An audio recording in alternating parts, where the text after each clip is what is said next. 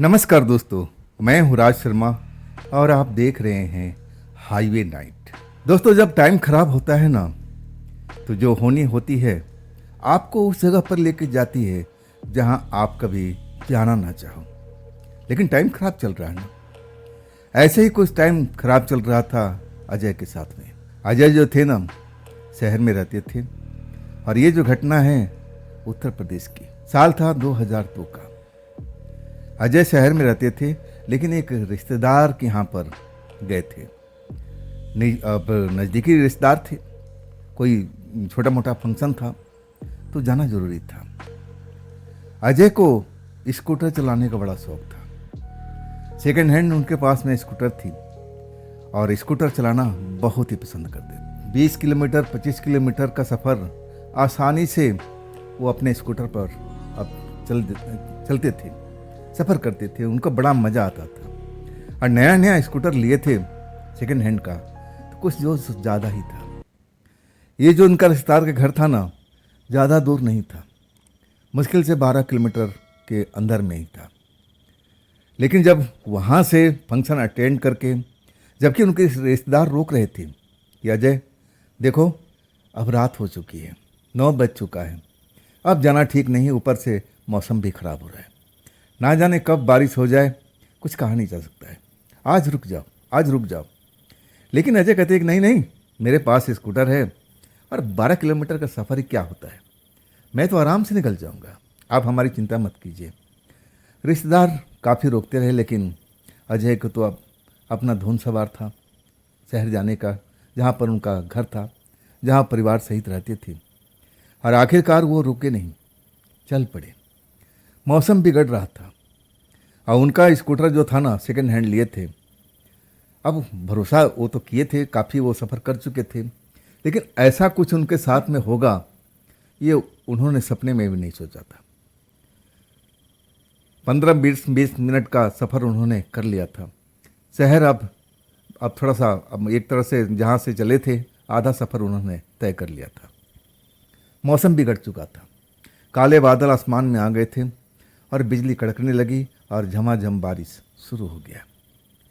मज़ा आ रहा था उनको स्कूटर चला करके, भीगते हुए आनंद ले रहे थे। अब 25-26 साल का उम्र थी, इस टाइम में लोग अब यही करते हैं, बारिश का आनंद लेते हुए और स्कूटर चलाते कि बस मैं रुकूंगा नहीं कहीं पर, मैं बिल्कुल नहीं रुकूंगा, इस बारिश में भीगते हुए अब बड़ा मज़ा आ रहा है। और स्कूटर चलाते हुए चलते जा रहे थे। लेकिन स्कूटर जो था धोखा दे दिया, बंद हो गया।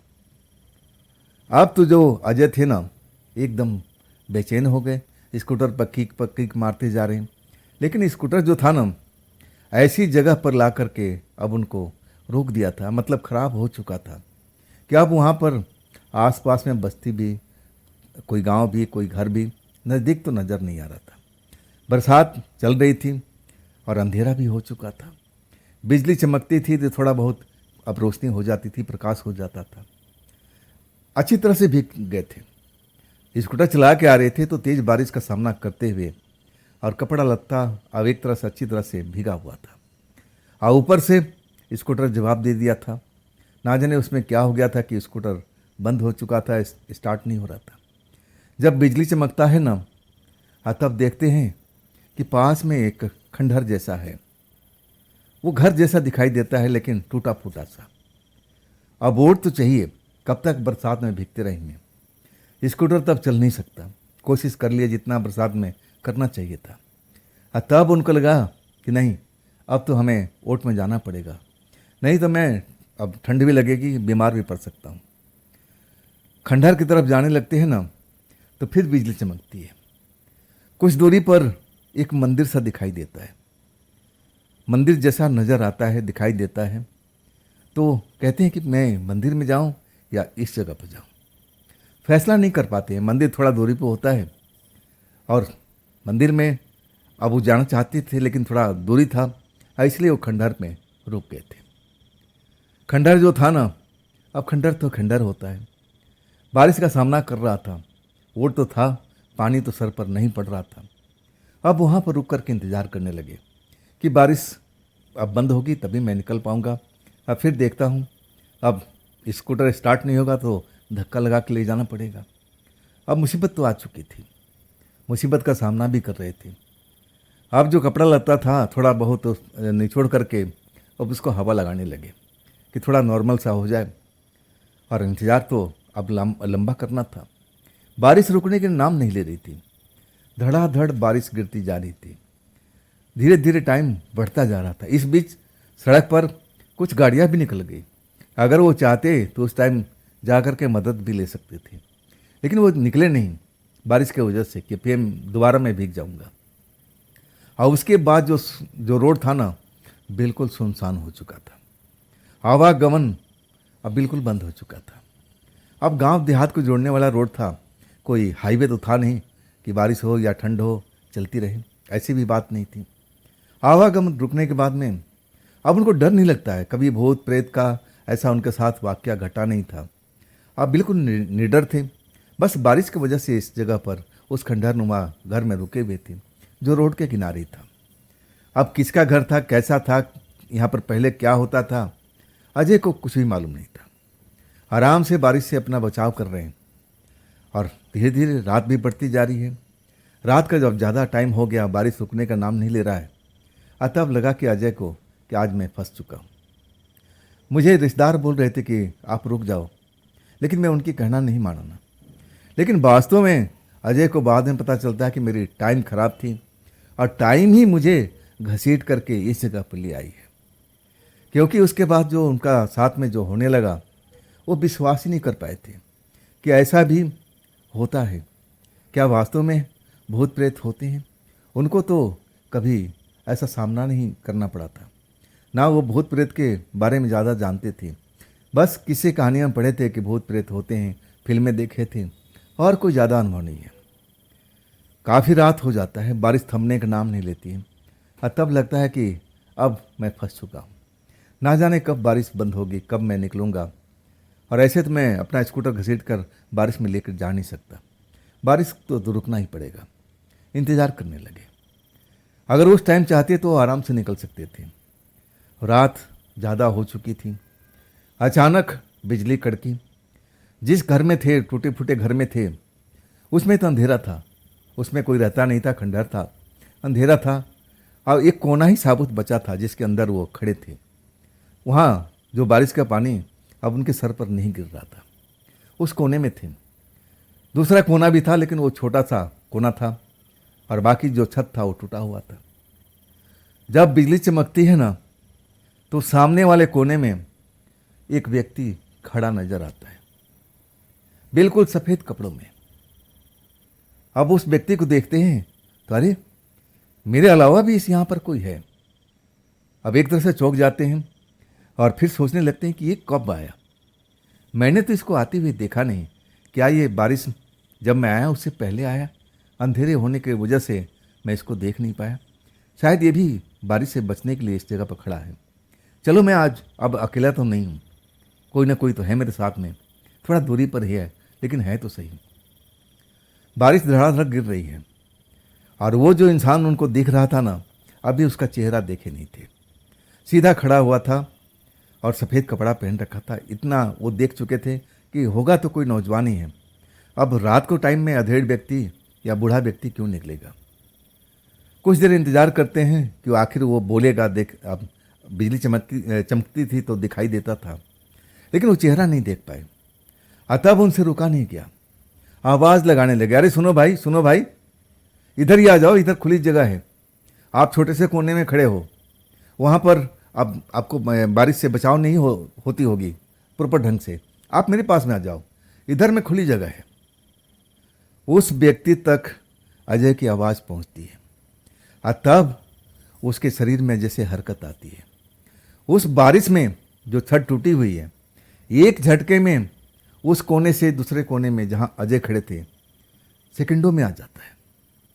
अजय की पलक झपकती है, उससे पहले ही उनके बगल में आकर के खड़ा हो गया। अजय के बुलाने पर, नहीं तो अपना उस कोने में बिल्कुल खड़ा था, कोई मतलब ही नहीं था। अजय जब आवाज़ दिए तब वो व्यक्ति उनके पास में पहुंच जाता है। अजय जब देखते हैं, अरे ये सेकंडों में ऐसे आ गया। हो सकता है नौजवान है भाई और तेज तर्रार होगा, दौड़ के आ गया, कोई बड़ी बात नहीं, ऐसा हो जाता है। आज जब तभी भी उसका चेहरा देख नहीं पाते, अंधेरा होता है ना, बिजली हर बार तो चमकती नहीं।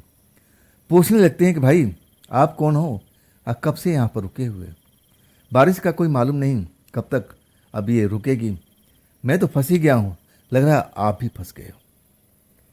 अब उस इंसान से बात कर रहे हैं जिसका चेहरा अभी तक देख नहीं पाए, नौजवान है, बूढ़ा है, कैसा है, क्या है वो समझ नहीं पाए। कपड़े लत्ते से देख रहे हैं, जो अंधेरे में भी सफ़ेद कपड़ा पहन रखे थे तो चमक ही रहा था। अभी तक नौजवान जो मैंने अजय थे वो बात नहीं कर पाए थे, वो मैंने नौजवान बोला नहीं था जिसको नौजवान समझ रहे थे, वो उनसे बात नहीं किया था।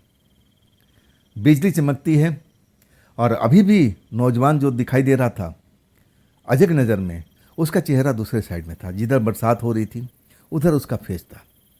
अतः अजय पूछते हैं कि भाई आप किस बस्ती के हो, कौन से गांव के हो और यहाँ पर कैसे फंस गए। लेकिन अभी भी वो कुछ बोलता नहीं है। तब अजय उसके नज़दीक चले जाते हैं, उसके कंधे पर हाथ रख देते हैं, कहते हैं भाई आप बहरे वहरे हो क्या, कब से मैं आपको आवाज़ लगा रहा हूँ, एक बार तो आप सुन करके इधर आ गए, इसके बाद आप उल्टा मुंह करके खड़े हो गए हो, आप मुझे दिखाई नहीं दे रहे कि आखिर कौन हो। और तभी जैसे कंधे पर अजय हाथ रखते हैं ना, और उसी टाइम बिल्कुल रिटर्न हो जाता है इनके तरफ, अजय के तरफ में घूम जाता है। लेकिन इस टाइम में अभी पूरा तरह से अंधेरा था और उसी वक्त में बिजली जोरदार चमकती है, आवाज़ के साथ में, जैसे लग रहा है कि आसपास में कहीं बिजली गिरी है। बिजली के चमक में जब उसका चेहरा देखते हैं ना अजय, तो उनका तो होश उड़ जाता है। इतना भयानक चेहरा कभी अपने जिंदगी में वो देखे नहीं थे। इतना भयानक शक्ल उस इंसान का था, बड़ी बड़ी आंखें और चेहरा जैसे था ना हड्डियों का ढांचा था, जैसे उसमें जबरदस्ती आंख घुसेड़ी गई है, ऐसा भयानक चेहरा था। बड़ी बड़ी आंखें जैसे हड्डियों से बाहर निकल करके अब झांकने को तैयार है। जब देखते हैं ना अजय एकदम चीख पड़ते हैं, बारिश में भागने की कोशिश करते हैं कि अरे मैं कहाँ फंस गया भाई, भागने की कोशिश करते हैं लेकिन वो इंसान उनको भागने नहीं देता है, एकदम रास्ता रोक देता है। भारी आवाज़ में कहता है कि अब तुम कहाँ भागोगे, मेरे से दूर नहीं जा सकते, तुमने मुझे आवाज़ दे करके बुलाया है, अब तो मेरे साथ में अब तो रहना ही पड़ेगा। भारी भरकम उसकी आवाज़ और अजीब तरह की आवाज़ अजय को कानों में पड़ती है। खेल तो बिल्कुल समझ चुके थे कि मैं तो भूतों के जंगल में आ गया हूँ, कौन सा भूत था ये तो जानते नहीं थे, तो ये पिशाच था, भूत था, प्रेत था, अब उनको विशेष जानकारी तो थी नहीं, लेकिन इतना जरूर जान गए थे कि सामने वाला इंसान तो हो ही नहीं सकता है जिसकी इसकी शक्ल सूरत ऐसी है, और मेरा रास्ता भी रोक दिया। जोर जोर से चिल्लाने लगे, लेकिन बारिश इतनी तेज पड़ रही है, आसपास में कोई बस्ती है नहीं उनकी नज़र में, और बारिश में कौन आता है भाई, बिजली कड़क रही है, अब आवाज़ भी अब दूर तक सुनाई नहीं दे पड़ी, ऐसे हाल था वहाँ का। अजय बता रहे हैं ऐसे मेरे साथ में अब मैं तो फंस चुका था, मुझे लगा कि अब मेरा क्या होगा भाई, मेरा क्या होगा। बारिश बिल्कुल बंद नहीं हो रही थी और अजय जो थे ना अब भागने के चक्कर में, लेकिन वो जो इंसानी रूपी भूत जैसा था सामने खड़ा होकर के रास्ता रोक दिया था। अजय को बाजू पकड़ लिया था, अजय को बाजू इतनी मजबूती से पकड़ रखा था कि अजय कितना भी कोशिश कर लिए थे लेकिन अपने बाजू को छुड़ा नहीं पाया। चीखते रहे, चिल्लाते रहे, और तब उनको ध्यान आता कि अरे थोड़ी दूर पर मैंने एक मंदिर देखा था। दिमाग में उस टाइम एक जैसे कोई बोल रहा हो, ऐसे तो डरे हुए थे, इतना तो सोच समझ उस टाइम में अब उनके पास में होगा नहीं, लेकिन उनकी आँख की अब खिड़की खुलती है, दिमाग की खिड़की खुलती है कि अरे मैंने तो सुना है कि मंदिर के पास में भूत प्रेत तो बिल्कुल नहीं आते, ये जगह भी ज़्यादा दूर पर नहीं है, तो आखिर ये भूत प्रेत यहाँ पर कैसे क्या कर रहा है। मुझे किसी तरह से इसे अपना बाजू छुड़ा करके और मंदिर के पास पहुँचना चाहिए, शायद मैं वहाँ पर बच जाऊँ, और नहीं तो मैं इस जगह पर तो बच नहीं सकता हूँ। दिमाग तो लगा लिए थे, लेकिन अब इतना ताकतवर हाथ उसका था, मजबूत पकड़ थी, और वो तो बिल्कुल छोड़ नहीं रहा था। अब इनका दिमाग काम नहीं कर रहा था, अब तो लगा कि अब मैं बच नहीं पाऊंगा। जब ये मेरा भूत हाथ नहीं छोड़ेगा तो मैं निकल के मंदिर के पास कैसे जाऊंगा, मैं इस जगह से भाग कैसे सकता हूँ, तो मैं करूँ तो क्या करूँ। ईश्वर से प्रार्थना करने लगे, लेकिन वो जो शक था उस पर कोई असर नहीं पड़ रहा है। अजय को दबोचते जा रहा है, दीवार के साइड में अब उनको खींच के ले जा रहा है, धक्का दे रहा है। अब भारी आवाज़ में कुछ बोल रहा है, कुछ बातें तो उनको समझ में आ रही है और कुछ बातें बिल्कुल समझ में नहीं आ रही। दिमाग डरा हुआ था ना, वो कुछ बोल रहा था कि मैं तुम्हें छोड़ूंगा नहीं, और इसके बाद कुछ समझ में नहीं आ रहा कि आखिर वो बोल क्या रहा है। अजय के दिमाग में बस चल रहा था कि मैं किसी तरह से इस जगह से निकल जाऊं और मंदिर के पास पहुंच जाऊं, और तभी मेरी जान बच सकती है। जैसे उनको किसी ने दिमाग में ये बात को भर दिया, और तब यही कर रहे हैं, बाजू छुड़ा रहे हैं, लेकिन बाजू वो छोड़ नहीं रहा है और उल्टा दीवार के साइड में उनको धकेल रहा है, और कुछ देर के बाद में दीवार पर चिपक गए थे। आखिरकार वो जो भूत था, अब उसका क्या मकसद हो सकता था, मारना ही, इनके साथ में कुछ नुकसान ही पहुंचाना, नुकसान पहुंचा रहा था, दबा रहा था उनको, अब सीने की तरफ में जोर दे रहा था कि कैसे भी अब जान ले ले। लेकिन उस वक्त में बस एक ही चीज़ आ रहा था अजय के दिमाग में, प्रभु, भगवान, ईश्वर। और वो प्रार्थना करने लगे। जैसे प्रार्थना करने लगे कि हे प्रभु, मैं तो आप फंस चुका हूँ। हम अजय जो थे ना, कभी मंदिर भी नहीं जाते थे, पूजा पाठ भी नहीं करते थे, लेकिन भगवान में आस्था जरूर रखते थे। दूर से ही मंदिर देखते थे ना तो प्रणाम करके निकल जाते थे, लेकिन उन भगवान के दर पर जाकर मत्था टेकते नहीं थे और लोगों की तरह जाके पूजा पाठ अब करते नहीं थे। वो कहते थे कि दिल में बस श्रद्धा होनी चाहिए, उनके जो मन में था जो कुछ वो समझ सकते थे। प्रभु की याद अब करने लगे कि हे भगवान, मेरी अब रक्षा कीजिए, कैसे भी करके मुझे इस संकट से बाहर निकालिए। और तभी जैसे उनके दिमाग कह रहा है कि तू तो हनुमान चालीसा पढ़ना, हनुमान चालीसा पढ़ना, जैसे उनको कोई बता रहा हो, दिमाग में ये सवाल का जवाब आ रहा है कि तू हनुमान चालीसा पढ़। अब इसके बाद हनुमान चालीसा जैसे अब उनका दिमाग में आ जाता है कि मैं ये काम भूल कैसे गया, मुझे तो हनुमान चालीसा पढ़ना चाहिए। हनुमान चालीसा पढ़ना शुरू कर देते हैं, लेकिन वो जो भूत उनको पकड़ रखा है, शैतान है और ना जाने क्या था, अब उनको पढ़ने भी नहीं दे रहा है। सीने पर इतना दबाव लगा रखा है कि उनके जान जैसे निकलने वाली है।